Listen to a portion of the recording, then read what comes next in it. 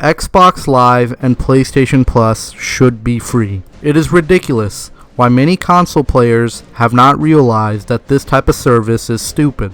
Think about this. I've owned an Xbox since Halo 3 came out. I knew that I would have to pay to play online. And yeah, sure, I would say I got used to the fact that I had to pay $60 every once a year. But recently, ever since I found the home of the PC Gaming Master Race, around that point, I've realized that, hey, I don't have to pay to play online on PC, and PC gamers don't get hacked as much like PS3 gamers do. So I wondered, why was it that Microsoft was forcing me to pay to play online?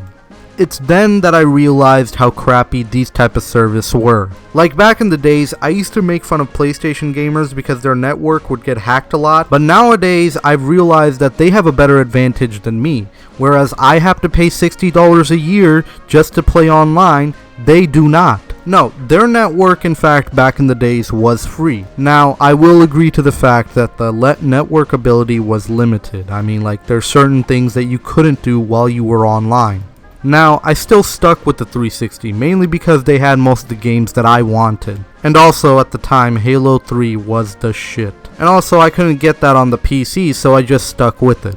And by the time Reach came out, which, in my opinion, was the best Halo campaign that I've ever played, it just kept me wanting to spend more and more money on Xbox Live because the multiplayer was just amazing. Around the time of Halo 4, which was a meh game, I started getting into more PC games such as League of Legends, Counter-Strike Global Offense, and the classic Halo Combat Evolved for PC. Now yes, I did used to PC game before, back when RuneScape was big, but I didn't really consider it too much of being my go-to platform. So as time went on, I started playing more and more online games on my PC, while all my single-player games would be played on my 360. The only games at the time that I would actually play on my console would either be the Call of Duty or Halo game. Now let me be clear, around 2013, I didn't have the money to buy a new generation console, so I couldn't buy it that year. Instead, I had to wait during 2014 when the Xbox One cost just about $350. And also considering that this would be the only platform with the Halo games, I just went with it.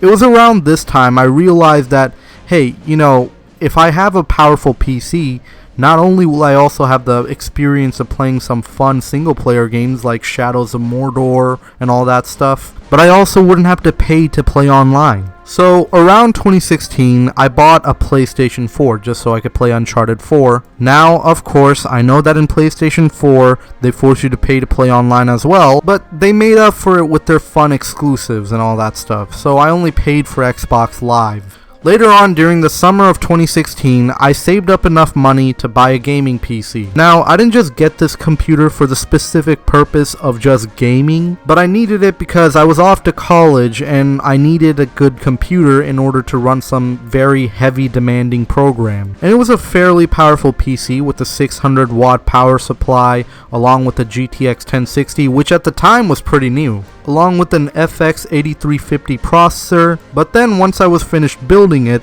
I got more and more into my gaming PC than I did with my consoles. Currently, my processor is a Ryzen 5 1600. After I started playing more and more of my PC, I just realized that, I don't have to keep playing my consoles over and over again. And also with the PC, I have the benefit of not having to pay to play online. Now, I did keep my consoles just specifically because of the exclusives that it had. And ever since Xbox One announced backwards compatibility, I just held on to my consoles. But I just kept playing on my gaming PC more and more. Because again, I did not have to pay to play online. And when it came to a lot of online games such as Payday 2 Battlefield, I just kept playing them on my PC except for Halo and Call of Duty. So these are the reasons that PlayStation Plus along with Xbox Live should be free. I haven't realized this till I got a gaming PC. Uncharted 4 is one of my most favorite games of this generation. However, despite it having a great multiplayer, I haven't played it as much because I am forced to pay to play online. Halo custom games is pretty fun too, but it's even better playing with friends. And again, I guarantee you the population of this game would spike up even higher if you didn't have to pay to play online. So you're kind of getting the gist of it. You're kind of understanding why PC has become the main platform for me to play games on. And really, the only time you'll actually see me using a video game console again would be when Xbox has like an exclusive game that's only out for their platform, or PlayStation has an exclusive game that's only out for their platform, or if I want to play Red Dead Redemption. And look, I know there will be console gamers that'll tell me have fun with Red Dead Redemption 2. Oh, wait, you're a PC gamer. But ask yourself this, console gamers. What benefit are you getting from having to pay to play online, as opposed to me not having to pay to play online? And I get the whole free games with gold or free games with PlayStation Plus thing, and not to mention most of the games that they give you for free are kinda lackluster. But just to play with your friends online, and it's a simple task, playing with your friends or other people online, you have to pay $60. Now with PlayStation, I'll give them a little bit of a break, at least they don't do it with free-to-play games like PlanetSide or Fortnite or whatever. But with Xbox, oh my god, it is relentless with the amount of things that you have to pay for, and also the amount of things that you have to be subscribed with gold for. So again, ask yourself and answer this question. As opposed to someone like a PC gamer like me that doesn't have to pay to play online, what benefits do you have in your consoles that I don't have on my PC? And again, I used to be a console gamer. I was blind and leading on to the fact, our network wouldn't get hacked as much, so Xbox Live is better than PlayStation Network or whatever. And this was something that PlayStation gamers used to make fun of us for. Because again, they would have the advantage of not having to pay to play online, no matter what game they played. And I am surprised that in this generation, the generation of PS4 and Xbox One, that there are PlayStation gamers that are okay with the fact that you have to pay to play online. Again, I still own my video game consoles. I have a PlayStation 4. I have an Xbox One. And the only reason I keep those consoles are because of the exclusives that they offer. Now, with Xbox, I might have second thoughts on it because there's exclusives that are coming out for Xbox that are also coming out for PC as well. And people that are crying about the fact that, hackers might hack the system if I don't pay for it. Here's the thing, PC doesn't get hacked, and I can play online for free. Now yes, there were times that Steam did shut down on me, and also it wasn't working for the rest of the public, but most of the time, it's been working fine.